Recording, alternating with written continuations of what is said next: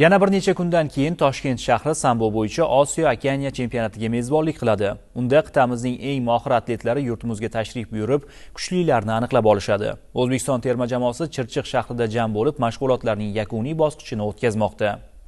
14-20 aprel kunlari Toshkent shahrida sambo bo'yicha Osiyo Okeaniya chempionati bo'lib o'tadi. O'zbekiston terma jamoasi kengaytirilgan tarkib bilan yig'in boshladi. Maqsad esa musobaqaga munosib hozirlik ko'rish.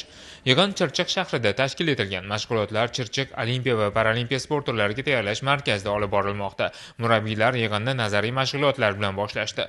Unda Osiyo Okeaniya chempionatiga tayyorgarlikning maqsadi sportchilarga o'zini tutish, texnika xavfsizligi qoidalari, taqiqlangan tibbiy preparatlar bo'yicha yo'riqnoma tushuntirib o'tildi. Tayyorgarlikni dastlabki kunida jismoniy va texnik mashg'ulotlar e'tiborda bo'ldi.